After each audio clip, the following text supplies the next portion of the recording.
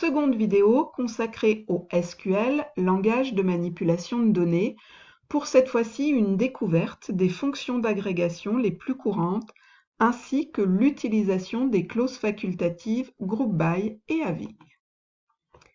Jusqu'à maintenant, nous avons vu dans l'instruction select les clauses select, utilisées pour l'opération de projection, from, pour indiquer le nom de la relation dans laquelle on trouve les attributs concernés, where, pour préciser les conditions de sélection sur les lignes, et enfin order by, qui permet de modifier l'ordre d'affichage des lignes.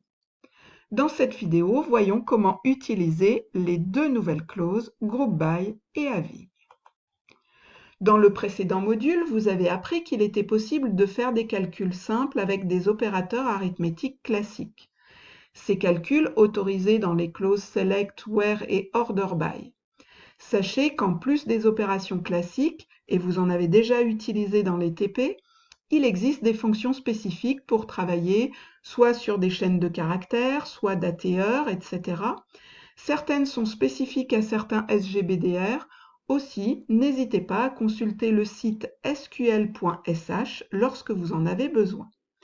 Mais maintenant, nous allons parler des fonctions d'agrégation, qui celles-ci n'opèrent plus sur les lignes des relations, mais sur un groupe de lignes pour pouvoir effectuer des calculs à la verticale sur des colonnes. Attention, elles ne peuvent pas s'utiliser dans la clause where. De par leur nom, je pense que vous avez compris facilement les calculs qui vont être réalisés. Voyons leur fonctionnement à titre individuel.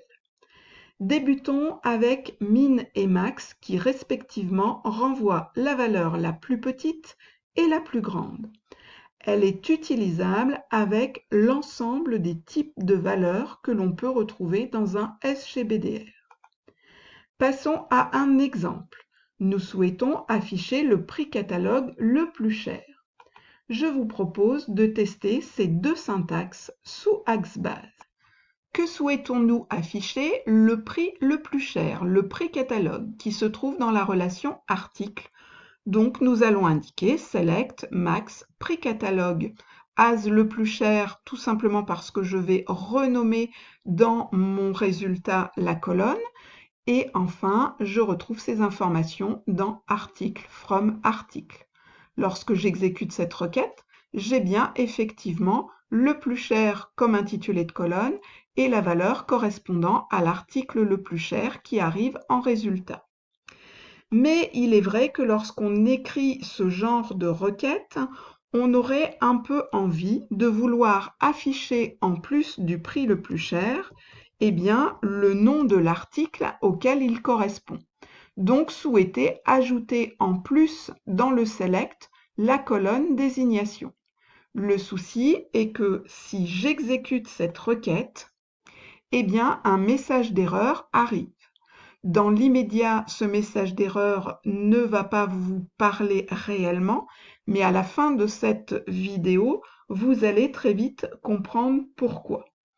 Donc, retenez dans l'immédiat que lorsqu'on a besoin d'exécuter et de rechercher le maximum ou le minimum, et c'est une règle qui est valable pour l'ensemble des fonctions d'agrégation, nous ne devons pas préciser une colonne supplémentaire. Il y a donc une contrainte lors de l'écriture d'une telle requête dont on verra la solution en fin de la vidéo. La fonction somme, qui, comme son nom l'indique, va renvoyer la somme des valeurs de l'attribut ou du calcul situé entre les parenthèses.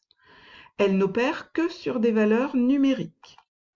Nous souhaitons cette fois-ci donner la quantité totale vendue pour la référence 5. Nous savons que dans notre base de données, les ventes sont enregistrées dans la table concernée. Donc, nous allons bien mettre derrière le from concerné. Quelles sont les colonnes qui nous intéressent? Nous souhaitons cumuler les quantités. Donc, derrière le select, sum, quantité. Enfin, nous avons une restriction. Nous ne voulons que les quantités pour l'article 5. Donc, ce qui veut dire que nous ajoutons la restriction where référence égale 5. Nous voyons ici d'avance qu'il y en a deux. Donc, lorsque nous exécutons cette requête, c'est tout naturellement que le résultat 2 va s'afficher. Vous constatez qu'ici, je n'ai pas mentionné de nom d'alias derrière le nom de la colonne. Donc, automatiquement, ici, il y a un nom qui est choisi un petit peu au hasard par Axbase qui s'affiche expr1000 qui signifie tout simplement qu'il s'agit d'une expression calculée. Maintenant, la fonction AVG pour average qui va calculer la moyenne des valeurs. Comme somme, elle ne peut s'employer qu'avec des attributs de valeur numérique. Et si dans certaines cellules, elle trouve la valeur nulle, elle en fera abstraction. Cette fois-ci, nous voulons donner le prix moyen catalogue des télévisions. Pour répondre à cette requête, les informations se trouvent dans la relation article. Qu'est-ce qui m'intéresse? Je veux le prix moyen du prix catalogue. Donc, c'est la colonne prix catalogue qui nous intéresse. Donc, select AVG prix catalogue. Je rebaptise ma colonne sous l'appellation moyenne. From article where désignation égale télévision puisque je ne veux faire ce calcul que pour les lignes qui portent le télévision dans la colonne désignation. Lorsque j'exécute, donc ici, nous avons un petit souci. Le mot-clé réservé ou un argument est mal orthographié ou absent. Ponctuation incorrecte. Voilà, tout simplement le espace manqué, puisqu'il n'y avait pas entre moyenne et from l'espace réservé.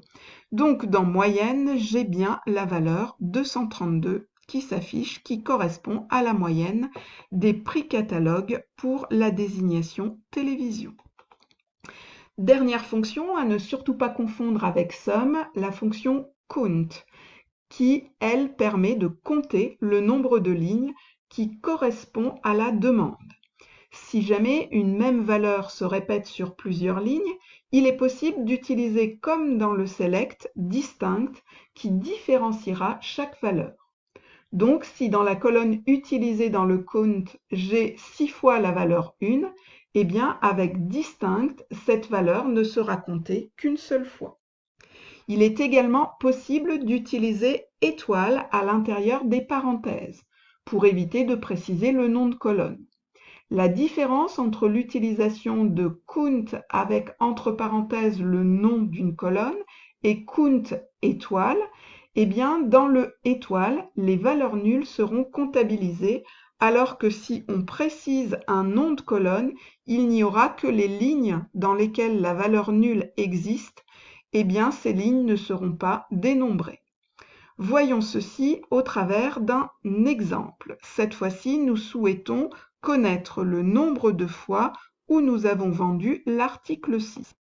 Dans notre base de données, les ventes sont toujours dans la relation concernée. Que souhaitons-nous faire? Nous souhaitons compter le nombre de lignes où, dans référence, nous avons la valeur 6. Select count étoile as nombre, from concerné, where référence est égale à 6. Si j'exécute cette requête, nous avons bien la vente de la référence numéro 6 deux fois. Maintenant, si nous voulons aborder la différence dont j'ai parlé tout à l'heure entre le count nom de colonne et count étoile. Vous savez que dans la relation client, nous avons ici dans la colonne adresse un client pour lequel nous n'avons pas d'adresse de mentionner, donc la valeur nulle. Eh bien, si j'exécute la requête select count address from client, la requête SQL va me renvoyer que 4 lignes, alors qu'en réalité, dans la relation client, j'ai bien 5 clients. Par contre, si je remplace le adresse par étoile, eh bien cette fois-ci, comme on ne différencie pas les colonnes, il y aura bien 5 clients qui seront retournés. Donc le étoile fait bien abstraction des valeurs nulles.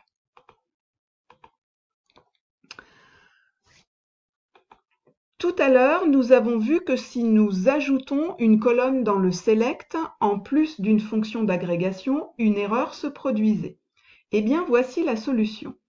il faut à la requête SQL ajouter la clause GroupBy. GroupBy permet d'effectuer des opérations par sous-groupe d'enregistrement, délivrant ainsi plusieurs enregistrements résultats, un pour chaque sous-groupe.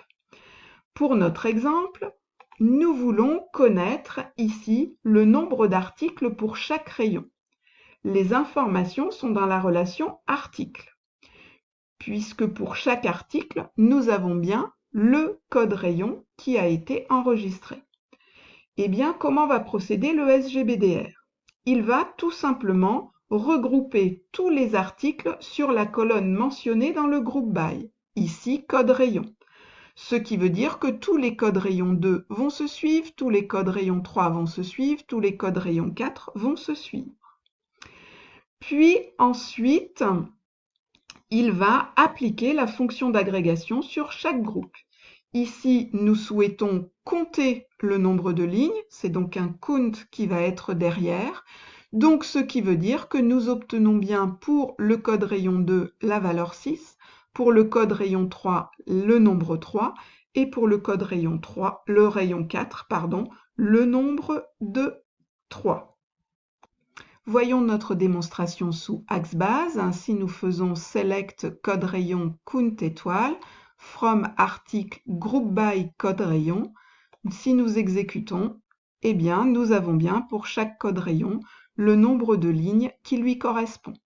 Vous voyez qu'ici, on répond à la problématique de tout à l'heure lorsque nous souhaitions afficher la désignation en plus du prix maximal, ou ici, si nous mettons le nom d'une colonne en plus de la fonction d'agrégation, eh bien, il nous faut rajouter l'instruction GroupBy. Dernière clause à aborder, having, qui va permettre la restriction d'affichage sur les résultats d'une opération avec regroupement. Cette restriction intervient après l'exécution de l'opération. De ce fait, la clause having ne peut pas exister sans la clause GroupBy. Retenez donc que le having est au groupe ce que le where est aux lignes de la relation. En général, le premier terme de la condition est souvent le résultat d'une fonction d'agrégation. Par exemple, donnez les codes rayons pour lesquels il existe au moins 4 articles. Nous reprenons donc la requête SQL de tout à l'heure. Donc, select code rayon from article group by code rayon. Vous voyez ici, nous avons la liberté d'afficher ou non le résultat de l'opération. Et enfin, nous apportons une contrainte à notre résultat de fonction d'agrégation où nous voulons que ce nombre soit supérieur ou égal à 4. En exécutant cette requête, nous avons bien le code rayon 2 qui nous est renvoyé. Vous venez de voir l'utilisation des fonctions d'agrégation principales, il en existe bien d'autres. Celles que nous avons abordées sont min, max, sum, avg et count, les principales. Pour permettre d'appliquer ces fonctions à des sous-groupes, il vous faut ajouter la clause GroupBy. N'oubliez pas qu'elle est indispensable dès lors que des colonnes standards sont dans la clause select en plus des fonctions d'agrégation. Enfin, la clause having, qui ne peut pas être présente sans le groupe by, qui permet de filtrer l'affichage des lignes concernant les sous-groupes. Maintenant, je vous invite à aller réaliser les exercices de mise en pratique.